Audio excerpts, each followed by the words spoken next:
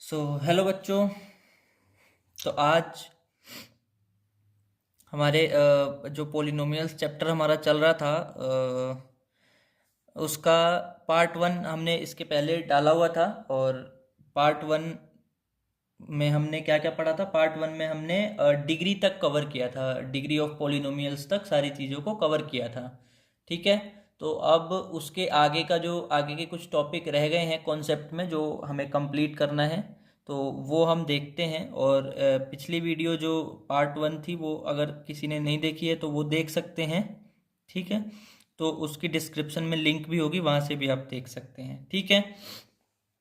तो आगे बढ़ते हैं हम इसमें। हमने डिग्री ऑफ पोलिनोमियल तक कवर कर लिया था। ठीक है। तो अब हमारा अगला टॉपिक जो था डिग्री ऑफ पोलिनोमियल के बाद, वो था टाइप्स ऑफ पोलिनोमियल। ठीक है। टाइप्स ऑफ पोलिनोमियल हमको पढ़ना था कि पोलिनोमियल जो होते हैं वो कौन कौन सी टाइप के होते हैं। ठीक है। इसमें से कुछ चीज़ें ऐसी होंगी जो आपको देखी देखी सी लगेंगी, तो उसको भी अच्छे से समझना है। ठीक है। तो टाइप्स ऑफ पोलिनोमियल, सबसे पहले इसके दो बेसिस पे हम टाइप्स को कैटेगराइज करते हैं, क्लासिफाई करते हैं। तो टाइप्स ऑफ पोलिनोमियल में जो हमारा एक तो पहला होता है जिसके ऊपर हम इसको कैटेगराइज करते हैं, वो होता है on on the basis of terms. ठीक है। On the basis of terms हम इसको पढ़ते हैं कि टर्म्स के बेसिस पे जो पोलिनोमियल्स होते हैं वो कौन कौन सी टाइप के होते हैं। जब टर्म्स के बेसिस पे हमें समझ में आ जाएगा, तो इसके बाद हम फिर आगे एक और on the basis of degree देखते हैं, क्योंकि डिग्री भी हमने इसके पहले पढ़ रखी है, और डिग्री के बेसिस पे भी पोलिनोमियल्स के कुछ टाइप हैं जिसमें उसको क्लासिफाई किया गया है। ठीक है। तो types of polynomial on the basis of term पहले हम पढ़ लेते हैं, देख लेते हैं क्या होते हैं। हालांकि इसका ऑब्जेक्टिव में ज़्यादा यूज़ है, आपकी बोर्ड की क्लासेस में ऑब्जेक्टिव में इससे बहुत सारे क्वेश्चन बन सकते हैं, जिसमें आपसे टर्म्स के बेसिस पे किसी पोलिनोमियल का नाम पूछा जा सकता है। ठीक है। तो इसमें जो सबसे पहला टाइप होता है हमारे पास, वो होता है मोनोमियल। ठीक है। सबसे जो पहला टाइप होता है वो कौन सा होता है? वो होता है मोनोमियल। मोनोमियल सबसे पहला टाइप होता है। इसमें हमें क्या इसमें खास बात होती है? मोनोमियल नाम से भी समझ में आ जाएगा। मोनोमियल मतलब टर्म्स के बेसिस पे अगर हम समझ रहे हैं, तो मोनोमियल का मतलब होता है कि वो पोलिनोमियल जिसमें सिर्फ एक ही टर्म हो। ठीक है। मतलब कोई ऐसा पोलिनोमियल जिसमें सिर्फ एक ही टर्म हो। ठीक है। मतलब यहाँ पे हम लिखेंगे it contains only one term. ठीक है। इसमें क्या होती है? इसमें हमेशा एक ही टर्म होती है। ठीक है। इसको एग्जाम्पल से समझेंगे तो ज़्यादा अच्छे से समझ में आएगा। तो एक ही टर्म इसमें आपको मिलेगी, तो इसको हम इसलिए बोलते हैं मोनोमियल। ठीक है। जैसे कि बहुत सिंपल सा एक हम पोलिनोमियल लेते हैं, 2x। ठीक है। इसमें एक ही टर्म है, आप देख पा रहे हो, वेरिएबल और कांस्टेंट मल्टीप्लाई हुए हैं, बट टर्म एक ही है। ठीक है। तो इसलिए हम इसको बोलेंगे मोनोमियल। ठीक है। ऐसे ही आपके पास और भी बहुत सारे इसके एग्जाम्पल हो सकते हैं, जैसे -3y हो गया। इसमें देखो -3 एक कांस्टेंट है जिसके साथ y मल्टीप्लाई होकर टर्म बना है, बट ये एक ही टर्म है, तो इसलिए ये है क्या है? मोनोमियल है। ठीक है। ऐसे ही मान लो x 5x² है हमारे पास। ठीक है। तो 5x भी जो है वो क्या है? मोनोमियल है। ठीक है। इसमें क्यूब में भी हो तब भी अगर एक टर्म है और टर्म के बेसिस पे बताना है तो हम मोनोमियल ही बताएंगे। जैसे -7y³ हो।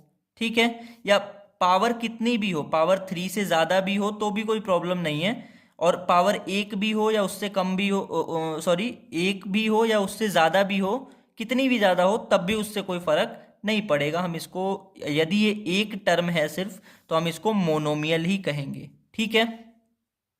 तो इसके ये सारे एग्जाम्पल होते हैं। ठीक है। अब सेकंड जो इसका टाइप होता है पोलिनोमियल का, वो होता है बायनोमियल। बायनोमियल। ठीक है। बाइनोमियल होता है। बाइनोमियल में क्या होता है? जैसे मोनोमियल में हमारे पास दो वन टर्म होते थे, ऐसे ही बाइनोमियल में हमारे पास दो टर्म होंगे। ठीक है। मतलब हम यहाँ पे लिखेंगे इट कंटेन्स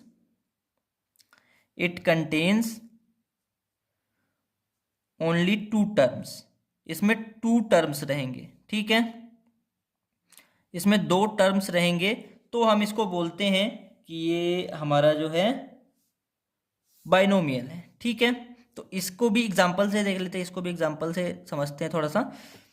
तो इसमें जैसे मान लो कोई भी आपके पास मोनोमियल था, मतलब एक टर्म वाला कोई भी पोलिनोमियल था, तो इसको हम मोनोमियल बोल रहे थे, बट अगर इसी में एक टर्म ज्वाइन हो जाए प्लस या माइनस किसी में भी, तो उसको हम बोलेंगे बाइनोमियल, चाहे वो टर्म कैसी भी हो सकती है। जैसे मान लो हमारे पास यहाँ पे एक मोनोमियल था 2x, अगर मैं इसमें 1 ऐड कर दूं, तो ये देखो यहाँ पे ये एक अलग टर्म थी, ये एक अलग टर्म आ गई जो कांस्टेंट टर्म है, ठीक है। तो कांस्टेंट टर्म हो या फिर वेरिएबल वाला टर्म हो, कोई फर्क नहीं पड़ता, ये क्या होगा, ये बाइनोमियल होगा, ठीक है। ऐसे ही मान लो हमारे पास और भी एग्जांपल हो सकते हैं, जैसे 3x² प्लस 5x, ठीक है। तो इस टाइप का भी अगर है तो ध्यान से देखो, इसमें ये एक टर्म है और दूसरी टर्म ये रही, तो ये हो जाएगा हमारा बाइनोमियल। ऐसे ही हमारे पास 2 माइनस एक्स क्यूब इस टाइप का पोलिनोमियल है कोई, तो इसमें भी देखो ये एक कांस्टेंट टर्म है और ये भी एक टर्म है वेरिएबल टर्म, तो दोनों ही टर्म प्लस या माइनस किसी में भी ज्वाइन हुए होने चाहिए, तो उसको हम बोलते हैं बाइनोमियल, ठीक है। क्लियर हो रहा है सबको? इसमें और भी बहुत सारे एग्जाम्पल हो सकते हैं, जैसे मान लो √5x² प्लस 3, ठीक है, इस टाइप से भी हो सकता है। तो इसमें भी देखो दो ही टर्म है, तो इसलिए हम इसको बोलेंगे बाइनोमियल, ठीक है। अब बाइनोमियल के बाद हम आगे बढ़ते हैं। बाइनोमियल के बाद कौन सा टाइप होता है इसका, तो जो थर्ड टाइप होता है वो होता है ट्राइनोमियल, ठीक है। अब ट्राइनोमियल को आप लोग थोड़ा समझ पा रहे होंगे कि ट्राइनोमियल क्या होता है, तो आप सही समझ रहे हो कि ट्राइनोमियल जो है उसमें 3 टर्म होंगी, ठीक है। जैसे हमने मोनोमियल में पढ़ा कि 2 टर्म थी, सॉरी एक टर्म थी, और बाइनोमियल में हमारे पास 2 टर्म थी। ऐसे ही जो ट्राइनोमियल है हमारे पास, इसमें होगी 3 टर्म, ठीक है। इट कंटेन्स 3 टर्म्स, ठीक है। इसमें कितनी टर्म्स होंगी, इसमें होंगी 3 टर्म्स, ठीक है। तो इसमें 3 टर्म होगी, इसको भी एग्जांपल से समझ लेते हैं हम क्या क्या होंगी। वो टर्म कुछ भी हो सकती हैं, क्यूब में भी हो सकती हैं, स्क्वायर में भी कहीं से कहीं पे हो सकती है, कोई दिक्कत नहीं है उससे, ठीक है, क्योंकि यहाँ पे हमें डिग्री नहीं देखनी।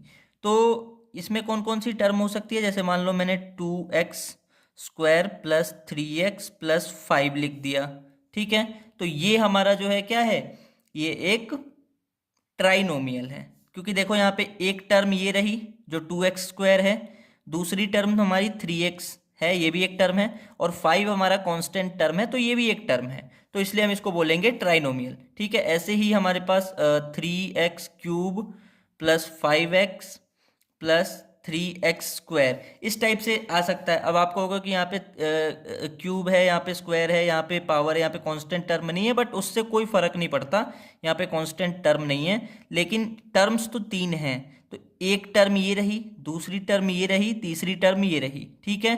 तो ये तीनों टर्म जब जुड़ गई हैं तो ये बन गया है ट्राइनोमियल। ऐसे ही ये माइनस में भी हो सकती हैं, जैसे मान लो 2x प्लस 3x² माइनस 2, ठीक है। ऐसे ही 1 माइनस x³ प्लस 3x², ठीक है। तो इस टाइप से हो सकती हैं। इसमें भी देखो 3 टर्म है, और तो ये ट्राइनोमियल है, और यहाँ पे भी हमारे पास एक टर्म, 2 टर्म, 3 टर्म है, तो ये भी हमारा जो है क्या है, ट्राइनोमियल है, ठीक है। तो ट्राइनोमियल को इस तरीके से हम समझते हैं।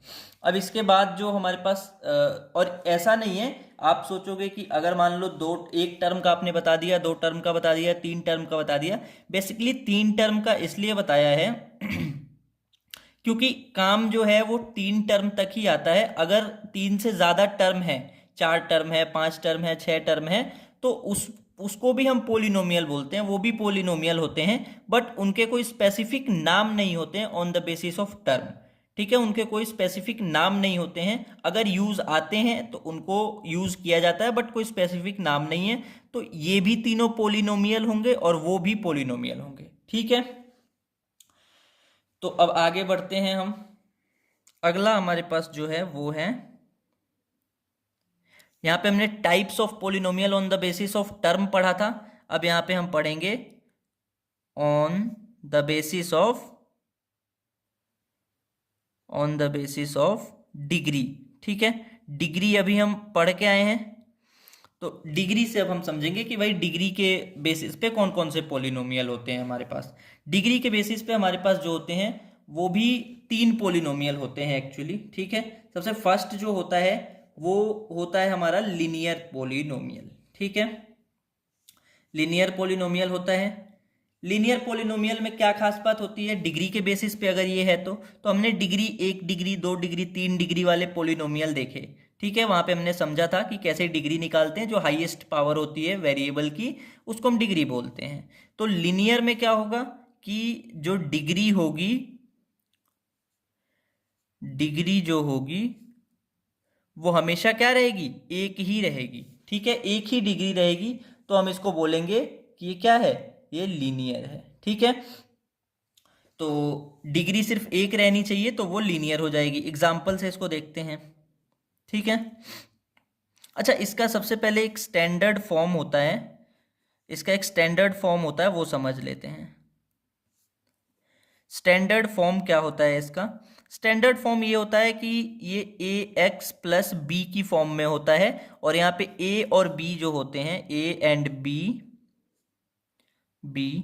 Should be real numbers, should be real numbers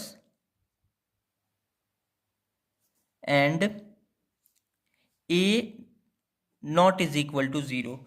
यहाँ पे होना क्या चाहिए कि ए और बी जो हमारे होने चाहिए वो रियल नंबर्स होने चाहिए, बट ए जो है वो कभी भी जीरो के इक्वल नहीं होना चाहिए। ठीक है, इसको भी अभी अब एग्जाम्पल में समझ लेंगे कि जीरो क्यों नहीं होना चाहिए ए। ठीक है, तो इसको एग्जाम्पल से हम समझते हैं। ठीक है, जैसे मान लो हमारे पास एक एग्जाम्पल है लीनियर पोलिनोमियल का 2x प्लस 1। ध्यान से देखो, यहाँ पे जो वेरिएबल है, जो भी वेरिएबल है, तो यहाँ पे इसकी पावर 1 है और यहाँ पे x की पावर 0 होगी। तो हाईएस्ट पावर कौन सी है, 1 है, यानी कि इसकी डिग्री 1 है। तो जब इसकी डिग्री 1 है हमारे पास, तो इसका तो ये जो कौन सा पोलिनोमियल होगा, ये होगा लीनियर। ठीक है, ऐसे ही और भी हम ले सकते हैं एग्जाम्पल्स इनके। जैसे हमारे पास है to x root 2x plus 4। ठीक है, इस तरीके का एक एग्जाम्पल है। इसमें भी हम देख लेते हैं, x की पावर 1 है, यहाँ पे x की पावर 0 है, तो इसलिए इसकी डिग्री भी कितनी हो गई, इसकी डिग्री हो गई 1, तो ये भी लीनियर हो गया। ठीक है, इस तरीके से और भी बहुत सारे इसके एग्जाम्पल हो सकते हैं लीनियर होने के। जैसे 3x अकेला भी हो सकता है। ठीक है, सॉरी स्क्वायर नहीं होगा यहाँ पे, 3x अकेला भी हो सकता है, 4x भी अकेला हो सकता है। ठीक है, -4x भी ये हो सकता है, कोई दिक्कत नहीं है। ठीक है, यहाँ पे हो सकता है, आप पूछोगे कि b जो है वो तो यहाँ पे है ही नहीं, तो हो सकता है b 0 रहा हो, और यहाँ पे हमने a को 0 नहीं होने के लिए बोला है, b को 0 होने के लिए नहीं बोला है। तो b जो है हमारा 0 हो सकता है, लेकिन a 0 नहीं हो सकता कभी। इसका भी हम रीजन समझ लेते हैं कि a क्यों नहीं 0 होगा। ठीक है, मतलब अगर मान लो कि आपने एक polynomial A x plus be define किया हुआ है। ठीक है, a x plus be define किया हुआ है, तो यहाँ पे अगर मान लो कि ए जो है हमारा 0 हो गया, if A is equal to 0, तो अगर ए 0 हो गया तो यहाँ पे अगर आपने 0 पुट किया, 0x प्लस बी कुछ समथिंग रहा हो, पुट किया आपने, तो ये 0x से मल्टीप्लाई होगा और मल्टीप्लाई होके इस पूरी टर्म को बना देगा 0, और ये सिर्फ रह जाएगा b। तो अब तो b प्लस 0 सिर्फ b रह जाएगा। तो इसलिए हम कहते हैं कि ये b तो है अब कांस्टेंट टर्म, मतलब ये इसके पास इसके जो इसकी सबसे पहले वेरिएबल क्या है वो ही नहीं पता है, और वेरिएबल अगर होगी भी तो उसकी पावर कितनी है ये नहीं पता है। ठीक है, तो अब ये लीनियर नहीं रह गया है, इसलिए हम बोलते हैं कि बी जो है, ए जो है वो कांस्टेंट नहीं होना चाहिए। ठीक है, तो ये था हमारा लीनियर पोलिनोमियल। अब हम चलते हैं नेक्स्ट हमारा जो टाइप है इसका उसके ऊपर। ठीक है, तो बच्चों जो हमारा नेक्स्ट टाइप है, सेकेंड टाइप पोलिनोमियल का, वो होता है क्वाड्रेटिक, ठीक है, क्वाड्रेटिक पॉलिनोमियल। इसमें क्या खास बात होती है? इसमें खास बात ये होती है कि जो डिग्री इसकी होती है, क्वाड्रेटिक को हम इन पूरे को हम डिग्री के बेसिस पे पढ़ रहे हैं, तो क्वाड्रेटिक की जो डिग्री होगी वो डिग्री हमेशा क्या रहेगी? डिग्री हमेशा 2 रहेगी, ठीक है। जब भी डिग्री 2 रहेगी तो उसको हम बोलते हैं क्वाड्रेटिक पॉलिनोमियल, ठीक है। इसका भी एक स्टैंडर्ड फॉर्म होता है जिसको हम समझ लेते हैं। स्टैंडर्ड फॉर्म क्या होता है इसका? तो स्टैंडर्ड फॉर्म होता है ax² plus bx plus c, ठीक है। इस तरीके का होता है। उसमें हमारे पास ax प्लस b था, सिर्फ b तक था, और यहाँ पे c भी आ जाएगा, ठीक है।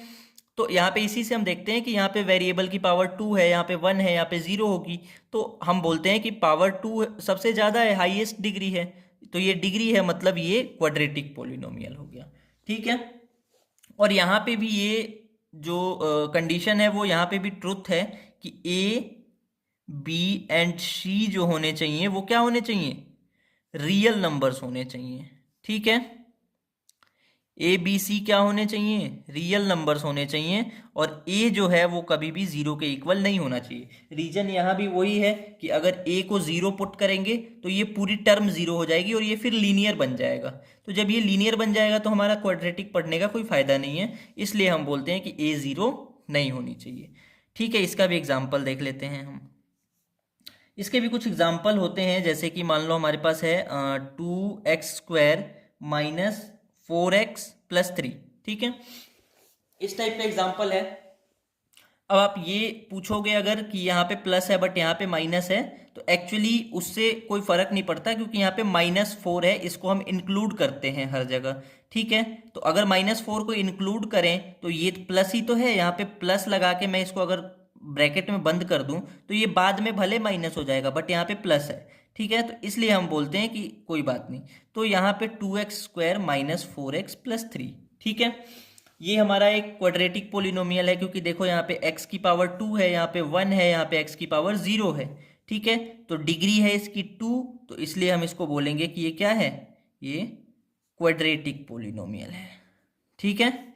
ऐसे ही इसके और भी एग्जाम्पल हो सकते हैं क्वाड्रेटिक पोलिनोमियल के हमारे पास, जैसे √5x² प्लस 3x, ठीक है। अब आप तो कहोगे इसमें c है ही नहीं, हो सकता है कि c 0 हो, ऐसा तो हमने कंडीशन ही नहीं रखा कि c 0 ना हो सकता है कि c 0 हो, ठीक है।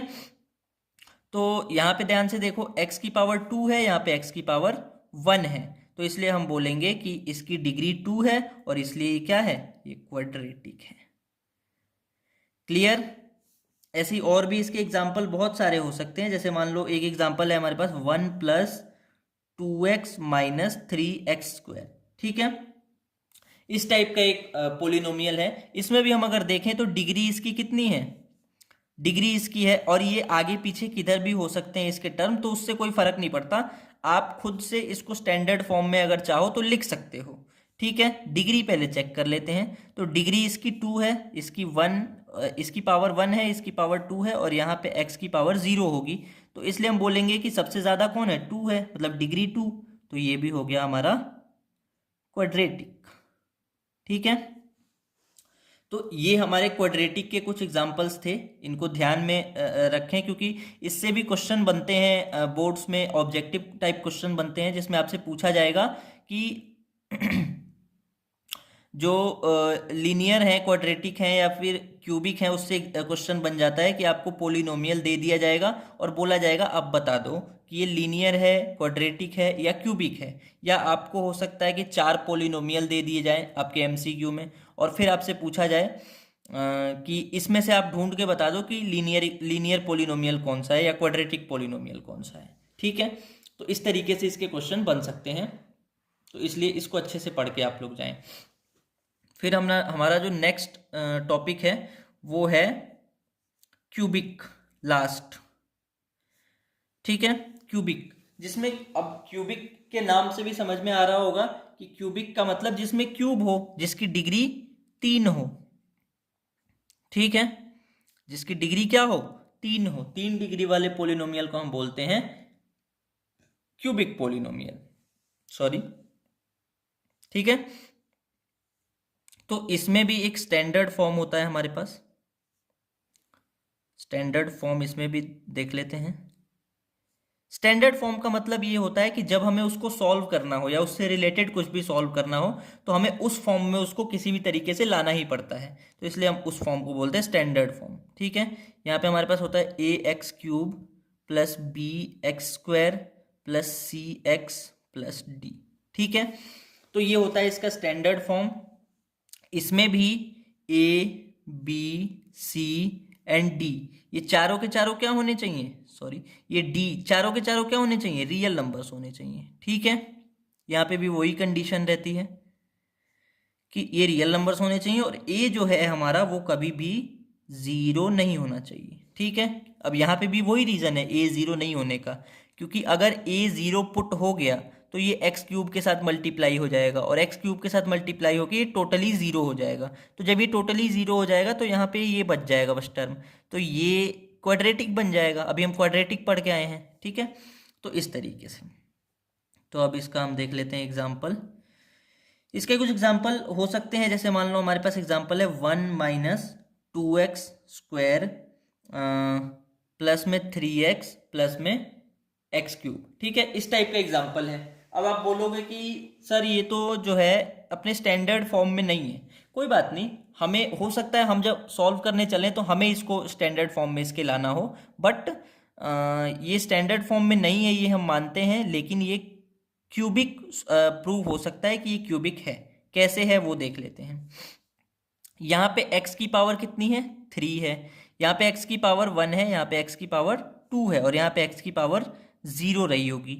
ठीक है, ये चीज़ तो हम पहले से पढ़ते हुए आ रहे हैं कि 0 रही होगी, तो ये इसकी पावर 0 होगी तो ये 1 हो गया होगा। तो अब देखो कि इसमें सबसे ज़्यादा कौन है, 0 1 2 3, सबसे ज़्यादा है 3, यानी कि इसकी डिग्री कितनी है, इसकी डिग्री है इस पोलिनोमियल की 3।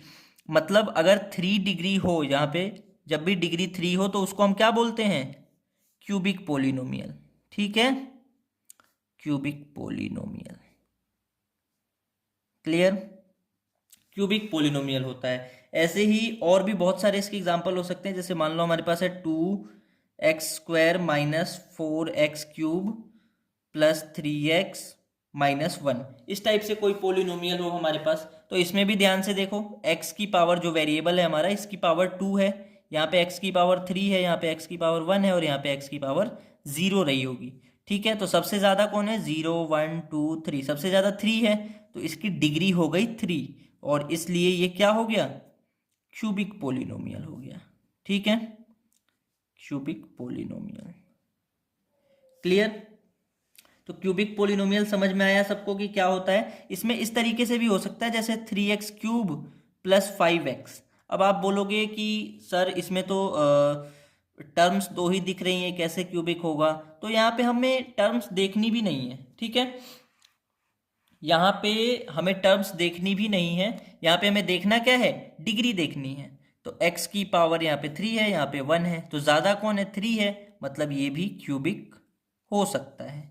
ठीक है, इसी तरीके से और भी इसके बहुत सारे एग्जाम्पल हो सकते हैं, जैसे मान लो आपके पास है x³ प्लस 3।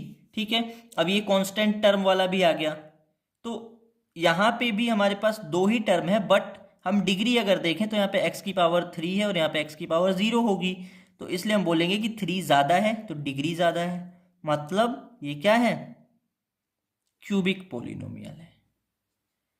ठीक है, समझ में आया क्यूबिक पोलिनोमियल, सबको अच्छे से क्लियर हो रहा है। तो क्यूबिक पोलिनोमियल होता है। अब ये तीनों टाइप्स, जो तीन ही टाइप होते हैं हमारे, जो बेसिकली नेमिंग होते हैं, उनके नेमिंग आगे की भी है, बट वो हमारे 10th में काम नहीं आएगा, क्योंकि उसके बाद फिर बाई क्वाड्रेटिक, बाई क्यूबिक और भी बहुत सारी आती हैं। अब आप वही पूछने वाले थे कि जब पावर 3 से ज़्यादा हो, मतलब 4 हो 5 हो, तब क्या करें। तो ऐसा कोई क्वेश्चन बनेगा ही नहीं बोर्ड में, बट वो आगे बनेगा 11th-12th में, और उसकी डिग्री अगर 4 होगी 5 होगी तो वो बाई क्वाड्रेटिक बाई क्यूबिक होता है, बट हमें अपने अभी की 10th के सिलेबस में ये नहीं पढ़ना है। ठीक है, तो हम आगे बढ़ते हैं। क्यूबिक के बाद हमारा जो है टाइप्स ऑफ पोलिनोमियल खत्म हो चुका है, क्लियर हो चुका है, टाइप्स ऑफ पोलिनोमियल क्लियर्ड। ठीक है, टाइप्स ऑफ पोलिनोमियल हमारा खत्म हो चुका है। तो अब हम टाइप्स ऑफ पोलिनोमियल के बाद आगे बढ़ते हैं, कुछ नई चीज पढ़ते हैं। ठीक है, जो नेक्स्ट हमारा टॉपिक है वो पढ़ते हैं। ठीक है, तो बच्चों जो हमारा नेक्स्ट टॉपिक है, अब हमने टाइप्स ऑफ पोलिनोमियल पूरा खत्म कर लिया है। तो अब हमारा जो नेक्स्ट टॉपिक है वो है zeros of polynomial. Zeros of polynomial क्या होते हैं? ठीक है, तो इसको देखते हैं कि जीरोज ऑफ पोलिनोमियल क्या होते हैं। जीरोज ऑफ पोलिनोमियल एक एग्जाम्पल से समझते हैं, फिर हम डेफिनेशन पढ़ लेंगे। तो एग्जाम्पल से अगर हम इसको समझने की कोशिश करें, मान लो एक हमारे पास पोलिनोमियल है एक्स स्क्वायर माइनस टू। ऐसा कोई एक पोलिनोमियल है, बहुत सिंपल सा अभी हम एग्जाम्पल लेके समझ रहे हैं, फिर हम थोड़ा सा मुश्किल एग्जाम्पल भी लेके इसको समझेंगे। तो मान लो हमारे पास एक पोलिनोमियल है एक्स स्क्वायर माइनस टू। ठीक है, तो जीरोज ऑफ पोलिनोमियल क्या होता है, मतलब किसी भी पोलिनोमियल के जीरोज कौन से होते हैं। तो जीरोज एक्चुअली एक्स की या जो भी वेरिएबल वहां पे दिया हुआ है उसकी वो वैल्यू होती है, वो वैल्यू जो अगर हम इस पोलिनोमियल में पुट कर दें तो ये पूरा पोलिनोमियल जीरो हो जाएगा। ठीक है, इस पूरे पोलिनोमियल की जो वैल्यू है वो क्या हो जाएगी, जीरो हो जाएगी। That is called zeros of polynomial. ठीक है, जैसे मान लो कि मैंने यहाँ पे इस पोलिनोमियल में x की वैल्यू पुट कर ली 2। ठीक है, मैंने ऐसे ही रैंडमली कोई वैल्यू मेरे दिमाग में आई x की, वो मैंने पुट कर ली 2। तो मैं x को यहाँ पे पुट करके देखता हूँ इस पोलिनोमियल में। तो x स्क्वायर है, मतलब x की वैल्यू 2, तो 2 का स्क्वायर करना होगा माइनस में 2। ठीक है, तो अगर ऐसा है तो अब हम चेक कर सकते हैं इसको कि 2 का जो स्क्वायर है वो 4 होगा और माइनस में 2 होगा। मतलब यहाँ पे हमारी वैल्यू कितनी आ गई, 2 आ गई। मतलब इसका तो ये मतलब हो गया कि जो यहाँ पे x की वैल्यू हमने 2 रखी थी, इससे ये पूरा पोलिनोमियल जो है वो जीरो नहीं हुआ, इसकी जो पूरी वैल्यू है वो जीरो नहीं हुई। अब दूसरी तरफ हम इसी चीज को दोबारा से देखते हैं। जैसे मान लो कि यही पोलिनोमियल है हमारे पास एक्स स्क्वायर माइनस टू। ठीक है, x की वैल्यू मान के चलो कि आपके दिमाग में रैंडमली आई कि मैं √2 रखूं। ठीक है, आपके दिमाग में ऐसी बात आई कि मैं x की वैल्यू कितनी रखूं, √2 रखूं। तो अगर आप √2 पुट करते हो यहाँ पे, √2 का स्क्वायर होगा माइनस में 2 होगा। तो यहाँ पे रूट से स्क्वायर जो है वो खत्म हो जाता है। तो बचेगा क्या हमारे पास, सिर्फ 2 बचेगा और यहाँ पे माइनस में 2। अब देखो ध्यान से, अब 2 माइनस 2 हो गया 0। ठीक है, मतलब अब हम कहेंगे कि ये हमारा जो पोलिनोमियल था ना, ये हमारा एक्स स्क्वायर माइनस 2 एक पोलिनोमियल था, इसका जो जीरोज हैं इसके वो कौन कौन से हैं, कौन कौन से हैं वो तो अलग बात है, बट अभी कौन सा है जिसने पूरी पोलिनोमियल को जीरो बना दिया, तो वो है x की वैल्यू √2। यानी कि √2 एक ऐसी वैल्यू है जिसको अगर हम इसमें पुट करते हैं x की जगह पे तो ये सारी पोलिनोमियल को जीरो बना देगा। तो इसको हम बोलेंगे कि √2 is a zero of this polynomial. ठीक है, √2 is zero of this polynomial. ऐसे ही और भी एग्जाम्पल से हम इसको समझ सकते हैं ऐसे जीरोस को, कि जीरोस क्या होते हैं। जैसे मान लो हमारे पास एक पोलिनोमियल है x square minus x square minus 6 है हमारे पास। मान लो एक्स स्क्वायर माइनस 6 और प्लस में है हमारे पास 2। ठीक है, 6x, ऐसा कोई पोलिनोमियल है हमारे पास।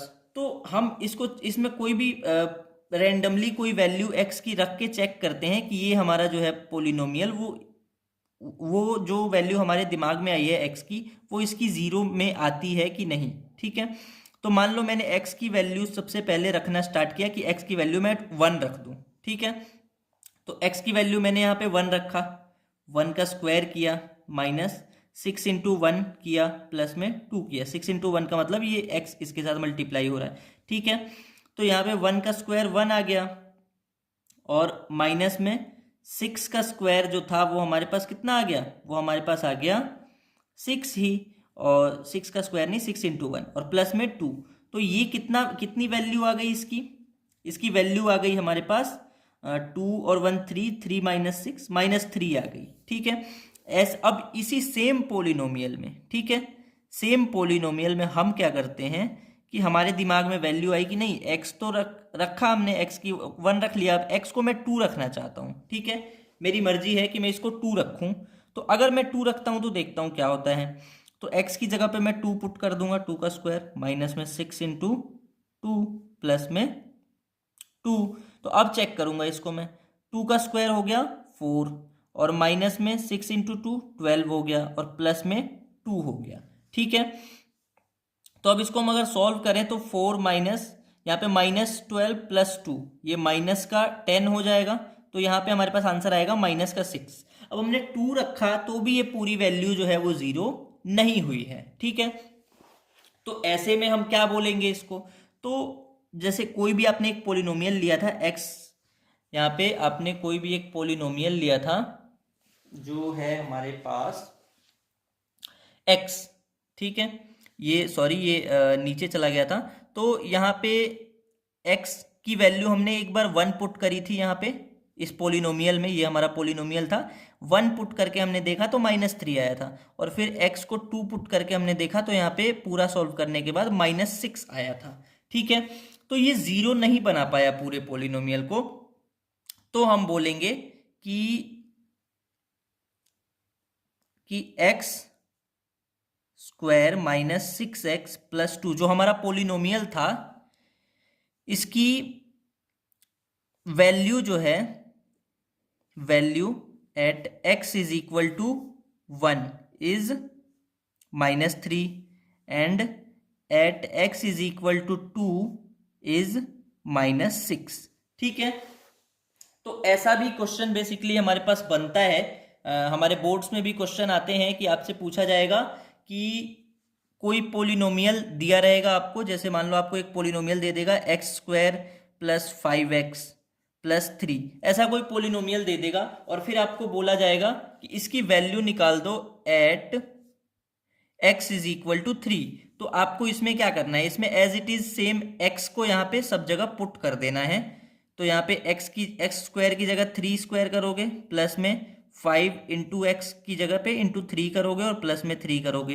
तो यहाँ पे 9 प्लस में ये 15 हो जाएगा, और प्लस में ये 3 हो जाएगा। यहाँ से हमें वैल्यू कितनी मिलेगी, 15 और 3 18, 18 और 9 कितना हो गया, 27 हो गया, ठीक है। तो इसकी वैल्यू आ गई 27। तो आपसे क्वेश्चन में पूछा जाएगा कि x² + 5x + 3 हमारा पोलिनोमियल px है, और इसकी वैल्यू आप x = 3 पे निकाल दो, ठीक है। तो इससे ये भी क्वेश्चन हमारे सॉल्व हो जाएंगे। और ये चीज बिल्कुल क्लियर कर लो कि जीरोस क्या होते हैं। जीरोस वो नंबर्स होते हैं जो बेसिकली पूरी पोलिनोमियल को 0 बना देते हैं। जैसे यहाँ पे हमारा एक पोलिनोमियल था x², इसमें x की जगह पे जैसे ही हमने √2 रखा, वैसे ही इसने इस पूरे पोलिनोमियल को 0 बना दिया, ठीक है। तो अब हम इसको और थोड़ा अच्छे से समझते हैं जीरोस को, ठीक है, कि जीरोस कैसे काम करते हैं। जैसे एक और पोलिनोमियल लेके हम इसको समझने की कोशिश करते हैं। कोई और एक पोलिनोमियल लेते हैं जो, जिससे हम पता करेंगे कि हाँ 0 ऐसे काम करता है, ठीक है। तो इसका एक और एग्जाम्पल हम लेते हैं। जैसे मान लो कि हमारे पास एक एग्जाम्पल हो सकता है x² - 4, ठीक है, ऐसा कोई एग्जाम्पल है, ठीक है। ये हम लेते हैं, इसमें हम x की वैल्यू क्या पुट करें कि ये 0 हो जाए। तो यहाँ पे ध्यान से देखो कि x की वैल्यू अगर हम 2 पुट कर दें, हमारी मर्जी है कि हम 2 पुट कर दें, तो यहाँ पे 2 का स्क्वायर करना होगा माइनस में 4, तो 2 का स्क्वायर 4 - 4, तो यहाँ पे 0 आ गया। मतलब यहाँ पे एक जो ये पोलिनोमियल है हमारा, इसकी एक 0 कौन सी है, 2 है, ठीक है। ऐसे ही मान लो कि x² - 4 ही हमारा पोलिनोमियल है, और इसमें हम इस बार 2 पुट नहीं करना चाहते, इस बार -2 पुट करना चाहते हैं, ठीक है। तो अगर हम इसको -2 पुट करें यहाँ पे, तो -2 का स्क्वायर हमको करना होगा, और माइनस में 4, तो यहाँ से क्या क्या आएगा हमारे पास, -2 का स्क्वायर, जैसे 2 का स्क्वायर 4 होता था, वैसे -2 का स्क्वायर भी जो है वो 4 ही होता है, क्योंकि -2 × -2 अगर किया जाए तो 2 × 2 तो 4 होता है, और माइनस और माइनस मल्टीप्लाई होता है तो प्लस हो जाता है। ठीक है, तो -2 का स्क्वायर भी 4 हो जाता है, और यहाँ पे माइनस में पहले से 4 है, तो इसलिए हम बोलेंगे कि इसकी ये भी 0 हो गया, वैल्यू 0 हो गई। मतलब इस पोलिनोमियल की जीरोज कौन कौन सी हैं? The zeros of this polynomial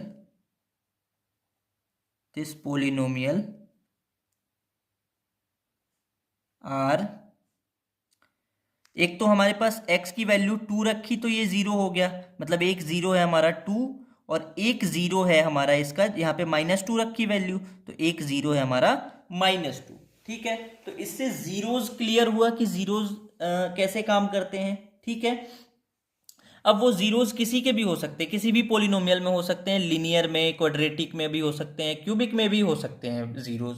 ठीक है, तो इसको और हम थोड़ा सा डीपली देखते हैं जीरोज को। जीरोज के लिए एक और एग्जांपल हम देख लेते हैं थोड़ा सा।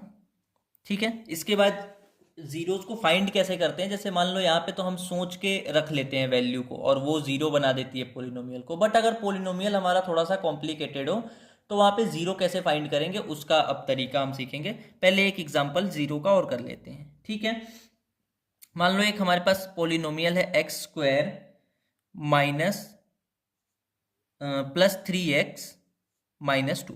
ठीक है, इस टाइप का एक पोलिनोमियल है, सॉरी यहाँ पे प्लस है और यहाँ पे माइनस है हमारे। ठीक है, तो ऐसा एक पोलिनोमियल है हमारे पास, तो इसमें मान लो हम x की वैल्यू रखना चाहते हैं, x की वैल्यू हम रखना चाहते हैं -1। ठीक है, -1 इसमें x की वैल्यू हम रखना चाहते हैं, तो अगर मान लो हम -1 x की वैल्यू पुट करें तो यहाँ पे मतलब -1 का स्क्वायर करना होगा क्योंकि x² है, फिर माइनस में 3 इंटू एक्स है मतलब 3 इंटू -1 करना होगा, और फिर प्लस में हमें क्या करना होगा, प्लस में 2 करना होगा।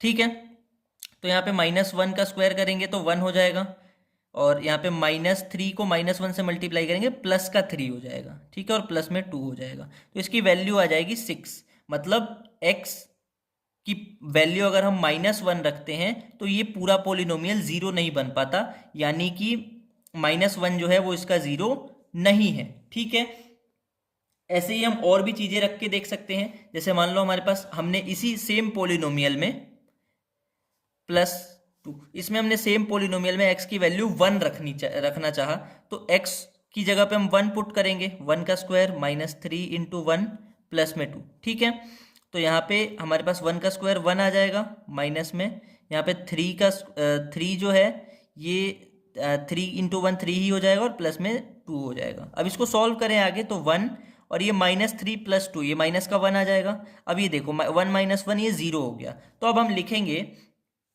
कि 1 is the zero of this polynomial. ठीक है, 1 जो है वो इस पोलिनोमियल का जीरो है। ठीक है, तो इस तरीके से जीरो हमारे काम करते हैं कि उनको अगर रख दिया जाए पोलिनोमियल में तो पूरे पोलिनोमियल को बना देते हैं जीरो।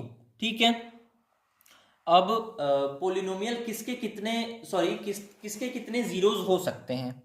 ठीक है, किसके कितने मैक्सिमम जीरोज हो सकते हैं, ये भी क्वेश्चन भी बनता है इससे कि किसके कितने जीरोज हो सकते हैं। ठीक है, तो सबसे पहला इसमें नोट करके लिख लेना आप, नोट में फर्स्ट कि लीनियर पोलिनोमियल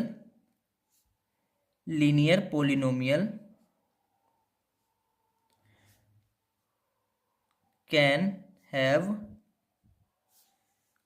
मैक्सिमम 1 0।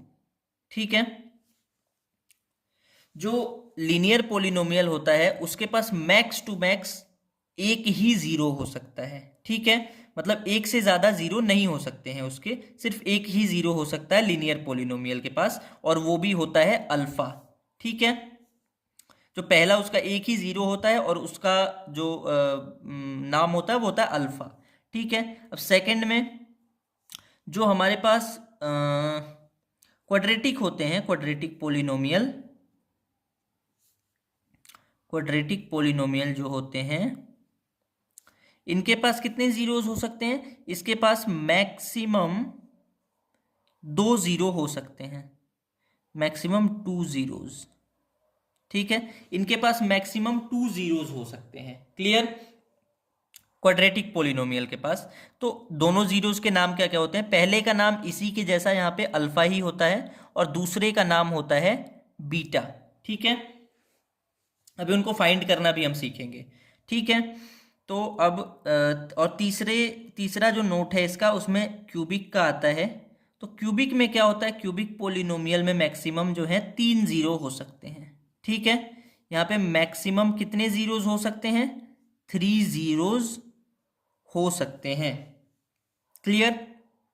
उसका भी नाम यहाँ पे इसके 2 जीरोज के नाम तो अल्फा और बीटा ही रहेंगे, और तीसरा एक और आ जाता है जिसको हम बोलते हैं गामा। ठीक है, तो ऐसे करके जो लीनियर पोलिनोमियल हमारे पास होता है उसके पास मैक्सिमम 1 जीरो हो सकते हैं, क्वाड्रेटिक के पास मैक्सिमम 2 जीरो हो सकते हैं, और क्यूबिक के पास मैक्सिमम 3 जीरो हो सकते हैं। और इससे भी बोर्ड के ऑब्जेक्टिव में क्वेश्चन पूछा जा सकता है कि किसके पास कितने जीरोज हो सकते हैं। ठीक है, तो ये ध्यान में रखना है कि जो क्वाड्रेटिक पोलिनोमियल है हमारा, उसके पास 2 जीरो हो सकते हैं, मतलब जिसकी डिग्री 2 है उसके पास 2 जीरो हो सकते हैं। जो लीनियर पोलिनोमियल है जिसकी डिग्री 1 है उसके पास एक ही जीरो हो सकता है, और जिसके पास जो क्यूबिक पोलिनोमियल है जिसकी डिग्री 3 है उसके पास 3 जीरोज हो सकते हैं। ठीक है, किसके लिए है ये? डिग्री 1 वालों के लिए। और ये किसके लिए है? डिग्री जिसकी 2 है उसके लिए। और ये किसके लिए है? डिग्री जिसकी 3 है उसके लिए। क्लियर? तो डिग्री के हिसाब से भी आप पहचान सकते हो कि अगर डिग्री 1 है तो उसके पास मैक्सिमम जो जीरोज होंगे वो एक ही होगा, और जो अगर 2 डिग्री हैं तो 2 जीरोज हो सकते हैं, और 3 डिग्री है तो 3 जीरोज हो सकते हैं। ठीक है, क्लियर? अब जीरोस को फाइंड कैसे किया जाता है, छोटे पोलिनोमियल से समझेंगे कि जीरोस को कैसे फाइंड किया जाता है। एक लीनियर पोलिनोमियल लेके हम इस चीज को समझने की कोशिश करेंगे। ठीक है, यहाँ पे ये हम इसको टॉपिक में भी लिख देते हैं कि फाइंडिंग जीरोस। ठीक है, फाइंडिंग जीरोस। जीरोस फाइंड कैसे करें? तो क्योंकि अगर हम ऐसे हिट एंड ट्रायल से उसमें पुट करके जीरोस निकालना चाहते हैं तो उससे हम ओरिजिनल जीरो को फाइंड नहीं कर पाएंगे। ठीक है, और कर पाएंगे तो वो भी बहुत मुश्किल से कर पाएंगे क्योंकि हमें बहुत सारे नंबर्स का एनालिसिस करना पड़ेगा। ठीक है, तो इसलिए हम जीरो फाइंड करने का तरीका देखते हैं। लीनियर के लिए क्या तरीका होता है? अगर लीनियर पोलिनोमियल है तो लीनियर पोलिनोमियल में क्या हो सकता है? एक एग्जांपल सोचो आप लोग। मान लो ये हो सकता है 3x+4 हो सकता है। ठीक है, अब हमें सोचना है कि इसके जीरोस, इसका तो ये भी ध्यान रखो कि ये लीनियर है, इसकी डिग्री 1 है, तो इसलिए इसके पास मैक्सिमम एक ही जीरो हो सकता है। अब वो कौन सा हो सकता है? इसको कुछ नहीं करना है, सिंपली जीरो से इक्वेट कर देना है। ठीक है, इसके इक्वल में जीरो रख देना है और इसको जीरो से इक्वेट कर देना है। और जब इसको आप जीरो से इक्वेट करोगे तो अब जीरो से इक्वेट करने के बाद यहाँ से x की वैल्यू को निकाल लेना है। ठीक है, x की वैल्यू को फाइंड कर लेना है। तो x की वैल्यू कैसे फाइंड करोगे? 3x यहाँ पे रखोगे, पहले +4 को उधर शिफ्ट करोगे, तो +4 जो है दूसरी साइड में शिफ्ट होगा तो वो माइनस में जाएगा, -4 बन जाएगा। ठीक है, और फिर x को यहाँ रखोगे क्योंकि हमें x की वैल्यू चाहिए, 3 को भी उधर शिफ्ट करना होगा, तो 3 को इधर शिफ्ट करोगे तो -4/3। ठीक है, अपॉन में आ जाएगा क्योंकि इधर मल्टीप्लाई में था, तो x की वैल्यू आ गई -4/3। मतलब जो ये पोलिनोमियल है इसकी जीरो जो है एक, वो है -4/3। अगर इसको वेरीफाई करना चाहो तो वेरीफाई भी कर सकते हो पुट करके। जैसे मान लो हमारे पास x की वैल्यू आ गई -4/3, यहाँ पे पुट करते हैं। ठीक है, 3 × x है तो मतलब -4/3 रखना है, x की जो वैल्यू आई है, और प्लस में 4। तो इसको हम अगर निकालेंगे तो यहाँ से 3 × -4/3 + 4, ये मल्टीप्लाई होगा इसके साथ, तो 3 और 3 यहाँ पे कैंसिल हो जाएंगे। हमारे पास बचेगा क्या? -4 + 4। ठीक है, इसकी वैल्यू आ जाएगी हमारे पास 0। तो इससे हमारा वेरीफाई हो गया कि हाँ, ये जो नंबर हमारे पास आया है x की वैल्यू बन के, ये इस पोलिनोमियल का जीरो ही है और कुछ नहीं है। ठीक है, तो इस तरीके से हम लीनियर पोलिनोमियल्स के जो जीरोज हैं उसको फाइंड कर सकते हैं। ठीक है, कुछ नहीं करना है, सिंपली जैसे मान लो एक और पोलिनोमियल लेते हैं √5 एक्स प्लस वन, ठीक है। इस टाइप का कोई पोलिनोमियल है, इसके जीरोस फाइंड करने हैं। आपको कुछ नहीं करना, सिंपली इसको जीरो से इक्वेट कर देना है और फिर यहाँ से एक्स की वैल्यू फाइंड कर लेनी है। मतलब √5 एक्स को यहीं रखो, प्लस वन को पहले इधर शिफ्ट करो, तो प्लस वन इधर -1 शिफ्ट हो जाएगा, और एक्स की वैल्यू हमें चाहिए तो √5 को भी इधर शिफ्ट करो, तो -1, और √5 इधर मल्टीप्लाई में है तो इधर आ जाएगा डिवाइड में, ठीक है। तो x की वैल्यू आ गई -1/√5। तो अब इसको अगर हम इसमें पुट करते हैं तो ये पक्का पूरा पोलिनोमियल जीरो हो जाएगा, और जिससे हमें ये पता चल जाता है कि x की वैल्यू ये है और हमें जीरोस मिल जाते हैं, ठीक है। तो हमने लीनियर का सीख लिया कि लीनियर के जीरोस कैसे आपको फाइंड करने हैं, ठीक है। अब क्वाड्रेटिक और क्यूबिक तो हम देखते हैं कि क्वाड्रेटिक, अगर क्वाड्रेटिक पोलिनोमियल दिया हुआ है तो उसका हम कैसे जीरोस फाइंड करेंगे, ठीक है। इसको भी एक एग्जाम्पल लेके समझते हैं। जैसे हमारे पास एक एग्जाम्पल आता है, सबसे इजी लेते हैं हम सबसे पहले, तो x² + 3x + 2 ऐसा कुछ ले लिया। तो इसके जीरोस कैसे फाइंड करेंगे, इसका भी तरीका सेम है, बट हमें पीछे की कुछ चीज़ें याद करनी पड़ेंगी। तरीका तो सबसे पहले का सेम है कि इसको भी जीरो से इक्वेट करना ही होगा, ठीक है। बट यहाँ पे प्रॉब्लम क्या है कि आप अब जीरो से इक्वेट करने के बाद डायरेक्ट x की वैल्यू नहीं निकाल सकते, ठीक है। तो सबसे पहले हमें क्या करना पड़ेगा, सबसे पहले हमें इसको फैक्टराइज करना पड़ता है, ठीक है। फैक्टराइज हम करते थे 8th में 9th में मिडिल टर्म स्प्लिटिंग से, मिडिल टर्म स्प्लिट करते थे हम लोग। तो यहाँ पे भी उस चीज़ को हम थोड़ा सा ओवरव्यू ले लेंगे। तो मिडिल टर्म कैसे स्प्लिट करते थे, सबसे पहले हम जो लास्ट कांस्टेंट टर्म है इसको मल्टीप्लाई करते थे हमारे फर्स्ट टर्म से, ठीक है। तो इसको मल्टीप्लाई करते थे, तो हम अगर 2 को 1x² से मल्टीप्लाई करेंगे तो हमारे पास आएगा 2x², ठीक है। अब हम क्या करते थे, x² को एज इट इज लिखते थे। फिर हम क्या करते थे, यहाँ वाली साइन देखते थे, साइन यहाँ वाली। अब हम कोई ऐसा नंबर ढूंढते थे 3x, बीच वाले नंबर को स्प्लिट करने के लिए, जो हमारा 3x है, इसको स्प्लिट करने के लिए कोई हम ऐसा नंबर ढूंढते थे कि अगर हम उसको यहाँ पे स्प्लिट करें, मतलब इसको तोड़ें, तो उसको प्लस करने पे, अगर यहाँ पे प्लस है तो प्लस करने पे, और माइनस है तो माइनस करने पे क्या आ जाए, ये 3x ही आ जाए। और अगर मल्टीप्लाई कर दें तो ये वाला मल्टीप्लीकेशन, ये वाला प्रोडक्ट हमारे पास आ जाए, ठीक है। मतलब इसको प्लस माइनस करने पे क्या आ जाए, प्लस या माइनस करने पे यही नंबर आ जाए, और अगर हम उसको मल्टीप्लाई कर दें दोनों को तो हमारे पास ये नंबर आ जाए, ठीक है। तो यहाँ पे तो आप ध्यान से देख पा रहे होंगे कि 3x को बड़ी आसानी से स्प्लिट किया जा सकता है, ठीक है। लेकिन अगर ऐसे भी नहीं समझ में आता है तो हम क्या करते हैं, हम इसमें जो कांस्टेंट है ना, इस कांस्टेंट के फैक्टर्स को लिख लेते हैं। जैसे मान लो इसके फैक्टर्स कौन कौन से हो सकते हैं, 2 है तो 2 के एक फैक्टर हो सकता है 1 × 2, एक हो सकता है 2 × 1, इसी टाइप का हो सकता है, और कुछ तो नहीं हो सकता। तो हमें इन्हीं दोनों में से कुछ लेना पड़ेगा। ध्यान से देखो, अगर हम इन दोनों में से इसको भी लेते हैं या फिर इसको भी लेते हैं, तो इन दोनों को प्लस करने पे 2 + 1 प्लस करने पे तो 3 हो जा रहा है, और मल्टीप्लाई करने पे ये नंबर आ जा रहा है, तो हम इसी को रख लेंगे, ठीक है। चलो हम इसको स्प्लिट कर देते हैं, 3 को तोड़ देते हैं 2 + 1 में, ठीक है, या 1 + 2 में, जैसे भी आप तोड़ सको। और यहाँ पे जो x है मल्टीप्लाई में उसको रख देते हैं, और प्लस में 2 = 0, ठीक है। अब x² इसको हम सिंप्लीफाई करते हैं, प्लस में 2x हो गया और ये मल्टीप्लाई हो गया अंदर, और प्लस में ये 1 से भी मल्टीप्लाई हुआ तो 1x हो गया, और प्लस में 2 हो गया =3। अब ध्यान से देख सकते हो, इसको अगर प्लस करें तो 3x आ जाता है, और इसको अगर हम मल्टीप्लाई कर दें तो 2x² आ जाएगा, ठीक है। अब हम 8th क्लास में 9th क्लास में ग्रुपिंग मेथड करते थे, मतलब हम दो दो का ग्रुप कर देते थे, एक तो इसका 2 का ग्रुप और एक इसका 2 का ग्रुप, ठीक है। ग्रुपिंग मेथड में क्या करते थे, 2 के ग्रुप में से एक कुछ कॉमन निकालते थे। तो इन दोनों के पास देखो ध्यान से क्या कॉमन है, कॉमन होने का मतलब है कि जो दोनों के पास हो, तो दोनों के पास क्या है, x है, क्योंकि इसके पास भी एक x है, इसके पास भी x है, तो x यहाँ से बाहर निकाल लेते हैं। तो x² में से अगर x बाहर आया तो x बचता है अंदर, और अगर यहाँ पे प्लस में 2x में से x आ गया बाहर तो हमारे पास सिर्फ 2 बचा, x तो चला गया। और फिर यहाँ पे प्लस है तो प्लस लगा देते हैं। फिर इन दोनों में देखते हैं क्या कॉमन है, तो इन दोनों में अगर x को देखें तो x इसके पास है बट इसके पास नहीं है, अगर 2 को देखें तो 2 इसके पास है बट इसके पास नहीं है, दोनों के पास मल्टीप्लाई में क्या है, 1 है, क्योंकि 1 सबके साथ मल्टीप्लाई में रहता है, तो 1 हम बाहर निकाल लेंगे यहाँ से। तो यहाँ अंदर हमारे पास 1 बाहर आ गया तो x बचा, और यहाँ से अगर 1 बाहर आ गया तो ये 2 इंटू 1 कभी रहा होगा, वहाँ से 1 बाहर आया तो यहाँ पे 2 रह गया, तो ये 0। ठीक है, अब हम क्या करते थे, फिर से ग्रुपिंग करते थे, इस ग्रुप में से और इस ग्रुप में से, दोनों में से जो कॉमन है उसको बाहर निकाल लो।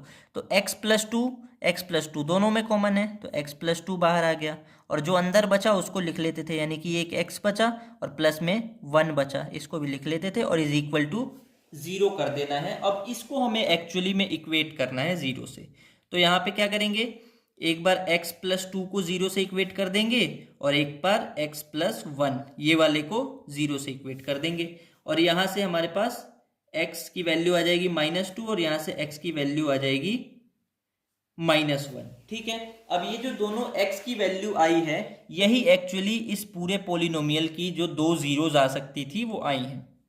ध्यान से देखो, ये क्वाड्रेटिक था, 2 डिग्री थी, इसकी 2 जीरोज हमारे पास आ गई, टोटली 2 जीरोज। इसको हम अल्फा बोल देते हैं और इसको हम बोल देते हैं बीटा। ठीक है, तो ये समझ में आया कि अगर क्वाड्रेटिक है तो आप कैसे फाइंड करोगे। इसके और भी जो अच्छे अच्छे क्वेश्चंस हैं वो जब हम एक्सरसाइज सॉल्व करेंगे उसमें, और एग्जांपल्स की भी जब वीडियो बनाएंगे तो उसमें सारा कुछ कवर हो जाएगा। ठीक है, बट अभी के लिए हमने समझने के लिए सिंपल सा क्वेश्चन लिया था, जिससे हम समझ सकें कि x की वैल्यू कैसे निकलेगी और अल्फा बीटा कैसे आएगा हमारे पास। ठीक है, तो 2 जीरोज आ गई, अल्फा और बीटा। और क्यूबिक की अगर हम बात करें कि क्यूबिक में कैसे जीरोज फाइंड किए जाते हैं, तो बेसिकली क्यूबिक की जीरोज फाइंड करना आपके सिलेबस में नहीं है। ठीक है, तो इसलिए हम उसको नहीं पढ़ेंगे। बेसिकली अगर उससे क्वेश्चन आता भी है तो हमारे पास क्यूबिक की जीरोज दी हुई होती हैं, और उससे हमें वेरीफाई करने को बोला जाता है, जो हम अब सीखेंगे। ठीक है, तो ये था हमारा जो जीरोज ऑफ पोलिनोमियल था, जिसमें जीरोज को फाइंड कैसे करना है। ठीक है, अब ऐसा भी है कि जीरोस को फाइंड करना है, उसके बाद आपको अगला जो टॉपिक पढ़ना है वो पढ़ना है कि ग्राफिकल मीनिंग क्या होती है, ग्राफिकल मीनिंग ऑफ जीरोस। ठीक है, ग्राफिकल मीनिंग ऑफ जीरोस बहुत आसान सा टॉपिक है, इसमें कुछ भी नहीं है, बहुत आसान इजी सा टॉपिक है। इसको थोड़ा सा समझ लेंगे तो पूरा समझ में आ जाएगा। ठीक है, ग्राफिकल मीनिंग में ज़्यादा डीप में नहीं जाना, क्योंकि वो चीज़ें काम की नहीं है, बस हमें ये समझना है कि ग्राफिकल मीनिंग होता क्या है एक्चुअली। ठीक है, तो मान लो हमारे पास एक कोई ऐसा ग्राफ है। ठीक है, ऐसा कोई ग्राफ है जिसमें हम देख पा रहे हैं कि एक्स एक्सिस है ये, और ये वाई एक्सिस है। ये तो हम पहले भी ग्राफ बनाते थे दूसरी क्लासों में, अभी भी हमको इसको पढ़ते रहना है, आगे और पढ़ना है। ठीक है, तो ये एक्स एक्सिस है। अब कोई भी अगर पोलिनोमियल होगा आपके पास, जैसे मान लो एक पोलिनोमियल है एग्जांपल के लिए 2x² प्लस 3x प्लस 1, इस टाइप का कोई पोलिनोमियल है, तो इस टाइप का, इस पोलिनोमियल का कोई ना कोई ग्राफ होगा। ठीक है, तो इस पोलिनोमियल का जो भी ग्राफ होगा, ठीक है, जैसे मान लो इसका ग्राफ जो है हमारे पास ऐसे घूम के गया हुआ है। ठीक है, ऐसे घूम के गया हुआ है, सॉरी, ऐसे घूम के सिर्फ इधर ही है, आगे नहीं गया। क्लियर? तो इससे आपके पास क्वेश्चन क्या बनेगा कि इसको पहले समझ लो, फिर आगे और एक और ग्राफ से समझेंगे इसको। ठीक है, तो इससे क्या क्वेश्चन बनेगा कि आप इस ग्राफ को देखो, जो इसमें पोलिनोमियल की लाइन है, जो पोलिनोमियल का ग्राफ है, उसके कितने जीरोज हो सकते हैं, बस ये बता दो, नंबर ऑफ जीरोज। ठीक है, नंबर ऑफ जीरोज कितने होंगे वो बता दो। ठीक है, तो नंबर ऑफ जीरोज बताने के लिए आपको करना क्या है एक्चुअली, जो ग्राफ की एक्चुअल लाइन है, जो ग्राफ की एक्चुअल लाइन घूम रही है, उसमें आपको सिर्फ ये देखना है कि उसने कितनी बार एक्स एक्सिस को, मतलब एक्स एक्सिस वाली लाइन को, जो हॉरिजॉन्टल लाइन जो है, उसको कितनी बार उसने टच किया या फिर उसको इंटरसेक्ट किया, मतलब काट के वो गई है। ठीक है, जितनी बार वो काट के गई हैं उसके उतने जीरोज हो सकते हैं। ठीक है, तो जैसे मान लो यहाँ पे ये लाइन चली यहाँ से इस पोलिनोमियल की, यहाँ पे इसने काटा इसको एक्स एक्सिस को, तो एक ज़ीरो हो गई यहाँ पे एक ज़ीरो मिलेगी।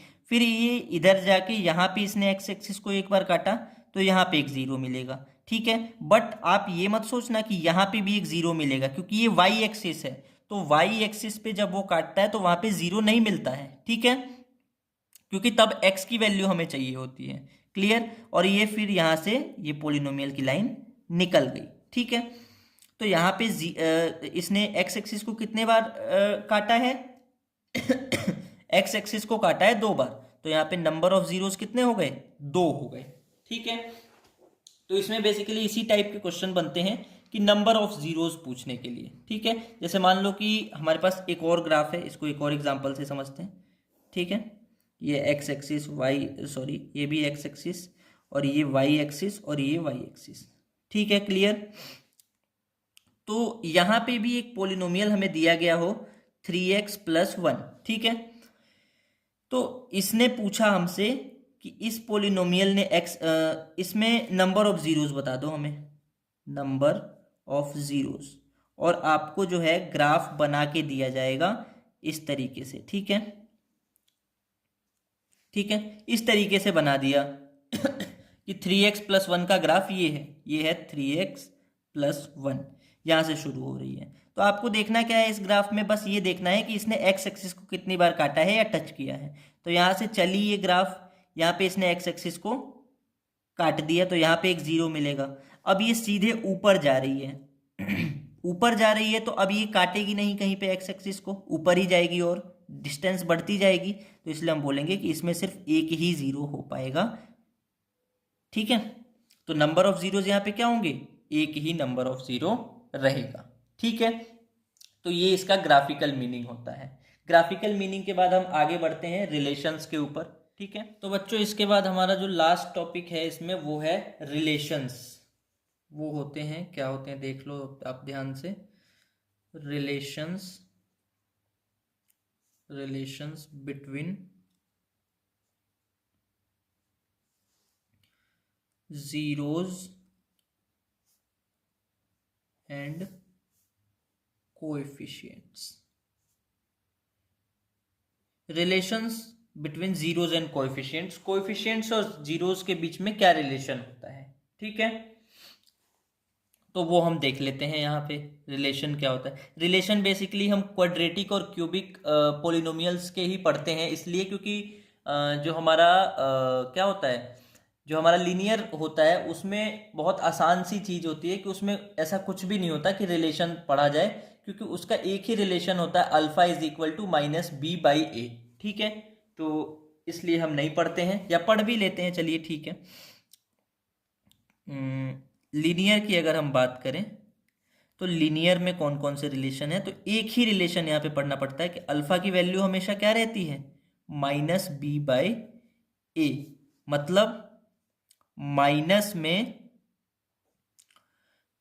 में कांस्टेंट टर्म, ठीक है। माइनस में जो कांस्टेंट टर्म है उस पोलिनोमियल की वो अपॉन में a, ठीक है। a का मतलब जो हमारा जो x है हमारा वेरिएबल है उसके साथ की वैल्यू, ठीक है, मतलब कोएफिशिएंट ऑफ x, ठीक है, या कोएफिशिएंट ऑफ वेरिएबल। तो यहाँ पे सिर्फ अल्फा की वैल्यू ही होती है, क्योंकि होता ही सिर्फ अल्फा है यहाँ पे, ठीक है। अब हम देखते हैं क्वाड्रेटिक में, इसको बेसिकली थोड़ा ध्यान से पढ़िएगा। क्वाड्रेटिक में क्या क्या रिलेशंस हो सकती हैं।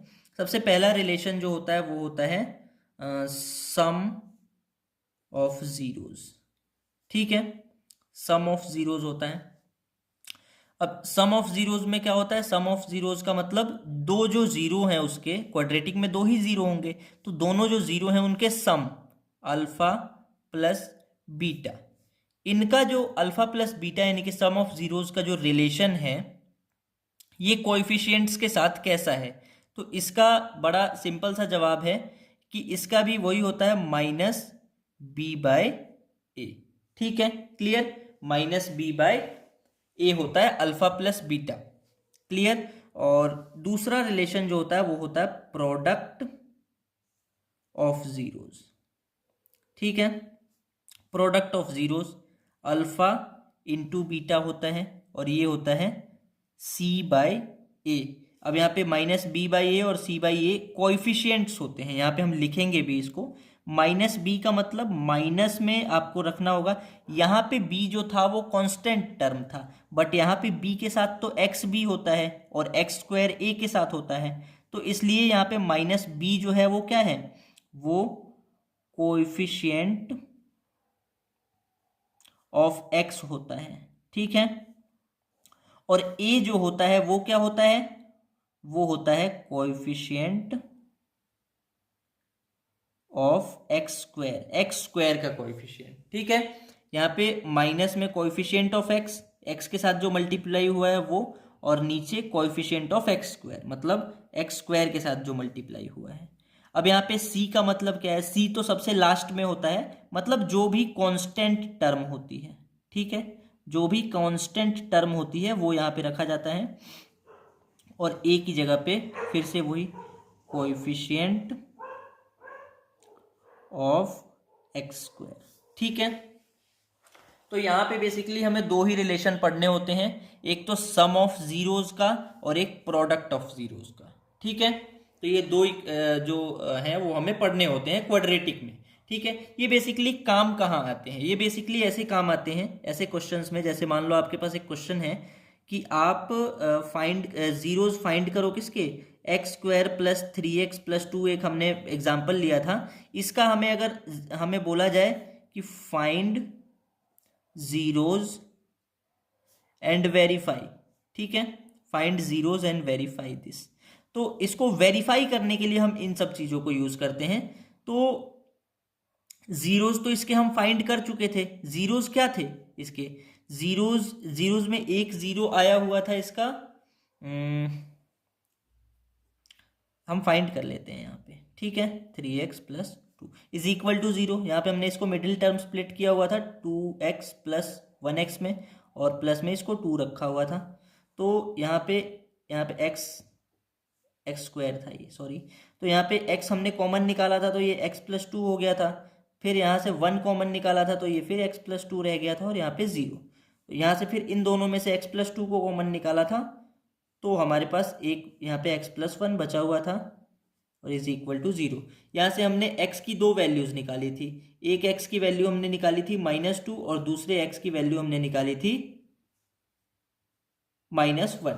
ठीक है। क्योंकि जब इसको हम 0 से इक्वेट करते हैं तो ऐसा आता है। ठीक है। क्लियर हुआ। इसको जब हम 0 से इक्वेट करते हैं तब ऐसा आता है।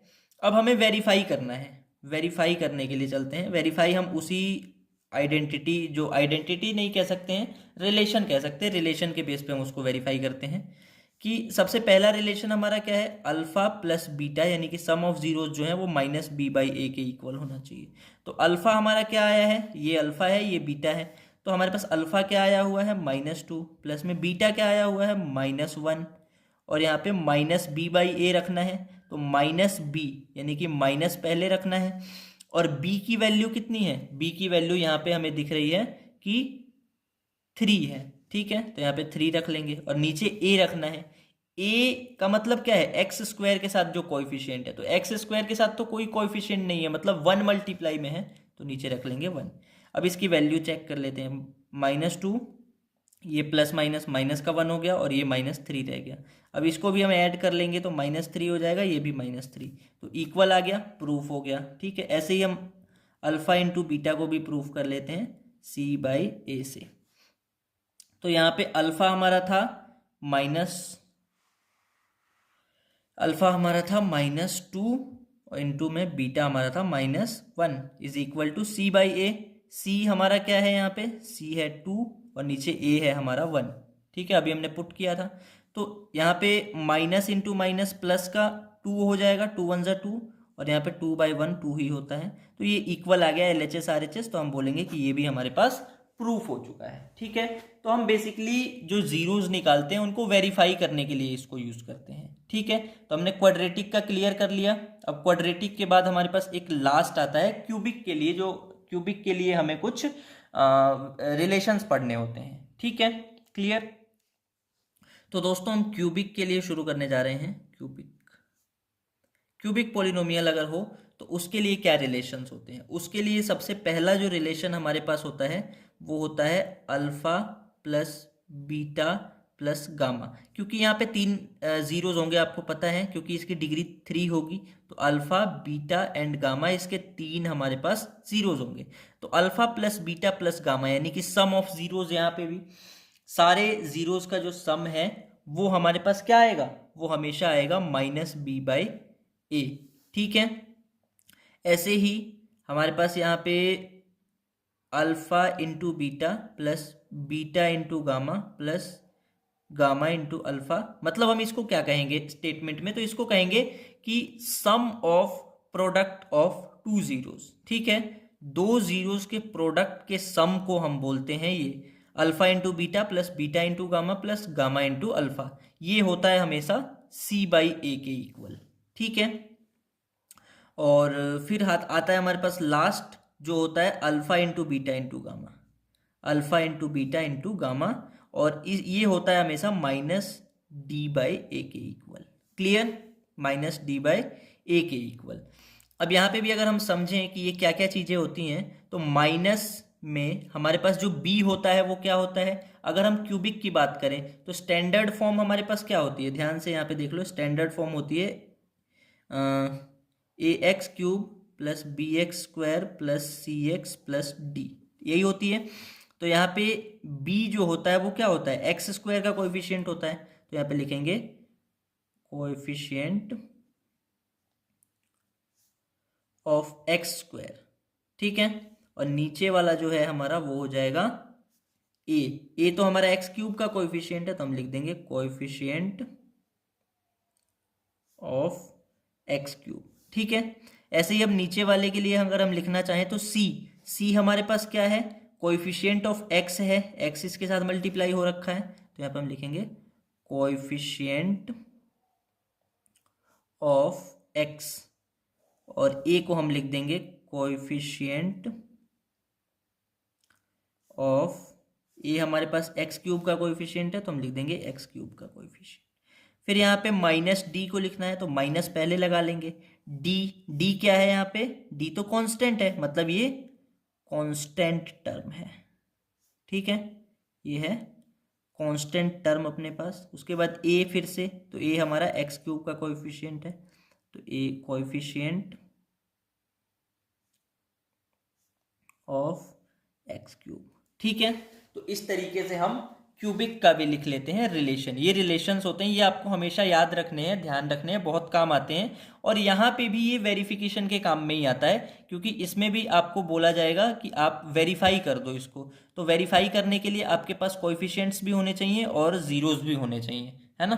तो आपको जीरोस गिवन रहेंगे, वहाँ पे आपको सिर्फ वेरीफाई करने को बोला जाएगा। ठीक है। और उसके बाद इसमें एक हमें लास्ट चीज जो है पढ़नी होती है, वो ये होती है, जैसे हमारे पास इसको क्वेश्चन से समझते हैं। एक क्वेश्चन हमारे पास कई बार आ जाता है, if sum of zeros is 0 and product of zeros is √5, then find the polynomial. ठीक है। मतलब आपको क्या करेगा कि सम ऑफ जीरोस गिवन रहेगा, कि उस पॉलिनोमियल के 2 जीरोस के सम जो हैं वो आपके पास 0 हैं, और जो प्रोडक्ट हैं वो √5 है। ठीक है। तो आपको वो पॉलिनोमियल फाइंड कर देना है कि वो पॉलिनोमियल क्या होगा। ठीक है। तो इसके लिए इस टाइप का कुछ भी क्वेश्चन है, क्योंकि इसमें एनसीईआरटी में भी बहुत सारे क्वेश्चंस हैं और आरडी शर्मा में भी हैं, तो इस टाइप का कोई भी क्वेश्चन है तो इसके लिए हमारे पास एक फॉर्मूला होता है पॉलिनोमियल लिखने का। ठीक है। पॉलिनोमियल लिखने के लिए एक फॉर्मूला होता है जो होता है k into x² minus alpha plus beta into x plus alpha into beta. ठीक है। अब ये होता क्या है, ध्यान से समझो। यहाँ पे k जो होता है वो कोई भी कांस्टेंट हो सकता है। ठीक है। के को हम बेसिकली 1 रखते हैं, लेकिन इसको 2 रखें तो हमारा पोलिनोमियल और बड़ा हो जाएगा, अगर 3 रख के मल्टीप्लाई करें तो और बड़ा हो जाएगा। तो के कुछ भी हो सकता है, वो कांस्टेंट है एक।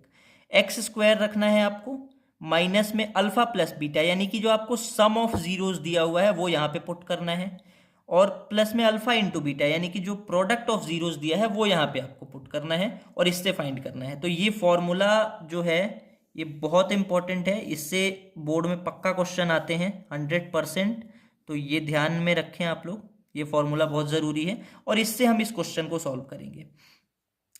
के यहाँ पे हम कोई भी कांस्टेंट रख लेंगे जो हमारी मर्जी होगी, एक्स स्क्वायर रखना है तो वो रख लेंगे, माइनस में अल्फा प्लस बीटा यानी कि सम ऑफ जीरोज रखना है। तो हमारा सम ऑफ जीरोज कितना है, 0 है, ठीक है, सम ऑफ जीरोज 0 है, और इनटू में एक्स है, और फिर प्लस में अल्फा इंटू बीटा यानी कि प्रोडक्ट ऑफ जीरोज रखने हैं। तो प्रोडक्ट ऑफ जीरोज हमारा क्या है, √5 है, तो इसको डायरेक्ट यहाँ पे पुट कर देंगे √5, ठीक है, और इसको बंद कर देंगे।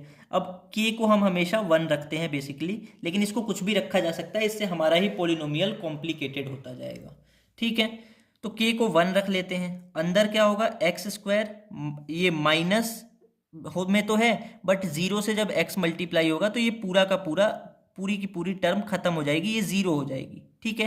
तो इसको अगर चाहें तो आप रख सकते हैं माइनस में 0, बट बाद में आपको हटाना ही पड़ेगा, ठीक है, और प्लस में √5 जो है ये तो आपको रखना ही होगा। अब 1 को अंदर मल्टीप्लाई कर लो सबसे, तो यहाँ पे 1 को एक्स स्क्वायर से मल्टीप्लाई करेंगे तो एक्स स्क्वायर आएगा, और यहाँ पे माइनस 0 को यहाँ से हटा देते हैं क्योंकि 1 मल्टीप्लाई होगा तो ये 0 रहेगा, और प्लस में √5 से जब 1 मल्टीप्लाई होगा तो ये √5 भी हो जाएगा। मतलब ये हमारा पोलिनोमियल है, ये पोलिनोमियल हमारा आंसर है, और ये ऑब्जेक्टिव में भी आ सकता है, एमसीक्यूज में भी आ सकता है, और लॉन्ग क्वेश्चंस में भी आ सकता है इस फॉर्मूले से पोलिनोमियल लिखना, ठीक है।